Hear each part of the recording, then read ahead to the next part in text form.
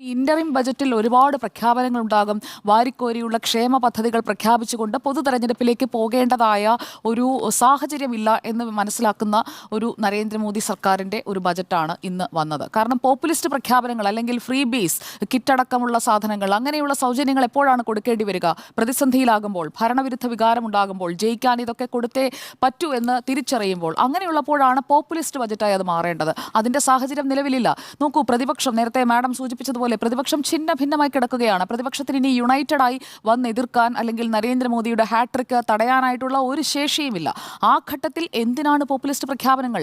ഇതുവരെ നടപ്പാക്കിയതിന്റെ progress report മുന്നോട്ട് വെച്ചാൽ മതി. ജനം വന്ന് വോട്ട് ചെയ്യും. അതാണ് അവരുടെ ആത്മവിശ്വാസത്തിന്റെ അടിസ്ഥാനം. പാവപ്പെട്ടവരെയും യുവാക്കളെയും സ്ത്രീകളെയും അന്നദാതാക്കളായ കർഷകരെയും കേന്ദ്രീകരിച്ചുകൊണ്ടുള്ളതാണ് ഞങ്ങളുടെ പദ്ധതികൾ. അടുത്ത ജൂലൈയിൽ തങ്ങൾ അധികാരത്തിലേക്ക് വരുമ്പോൾ അവതരിപ്പിക്കാൻ പോകുന്ന സമ്പൂർണ്ണ ബജറ്റ് അത് വലിയ പ്രഖ്യാപനങ്ങളുള്ള ബജറ്റ് തന്നെയായിരിക്കും. സാമ്പത്തിക വളർച്ചയാണ് തങ്ങളുടെ ലക്ഷ്യമെന്ന് അവർ കൃത്യമായി പറയുന്നുണ്ട്. നമ്മൾ കാണേണ്ട മറ്റൊരു കാര്യമുണ്ട്. നരേന്ദ്രമോദി ലക്ഷദ്വീപിലെ ബീച്ചിൽ വെറുതെ പോയി കസേരയിട്ടിരുന്നതല്ല, മാലദ്വീപിനെ പ്രകോപിപ്പിച്ചതല്ല. ലക്ഷദ്വീപിനായിട്ടുള്ള ഒരു ബിഗ് ഇൻഫ്രാസ്ട്രക്ചർ പുഷ് നമ്മൾ ഈ ഇടക്കാല ബജറ്റിൽ കാണണം.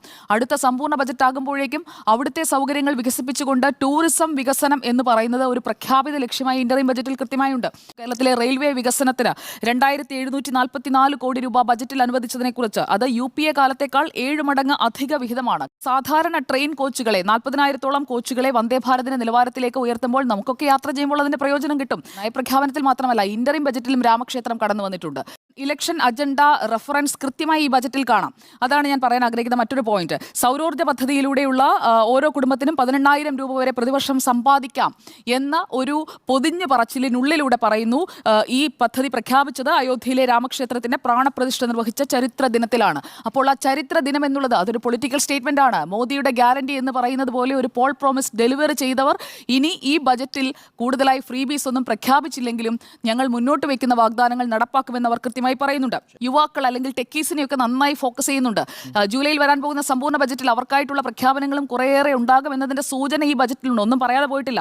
അപ്പോൾ ഈ സ്വകാര്യ മേഖലയ്ക്ക് ടെക്നോളജി മേഖലയിലുള്ള ഗവേഷണത്തിന് ഇറങ്ങിത്തിരിക്കാൻ സാധിക്കുന്ന ഒരു പദ്ധതിയുടെ ഒരു തുടക്കം അവിടെ കാണുന്നുണ്ട്. കുറേ കണക്കുകളും അല്ലെങ്കിൽ കുറേ ഇൻഡെക്സുകളും ഒക്കെ വെച്ച് നമ്മൾ സംസാരിക്കുമല്ലോ. IMF-നെയും കോട്ട് ചെയ്യാറുണ്ട്. IMF-ന്റെ പ്രൊജക്ഷനും 6.5 ഗ്രോത്ത് ആണ്. അത് 2024-ലും 2025-ലും. അല്ലാതെ ഇന്ത്യയുടെ ഗ്രോത്ത് കീഴ്പോട്ടാണെന്നുള്ളത് വെറും പ്രചാരണം മാത്രമാണ്.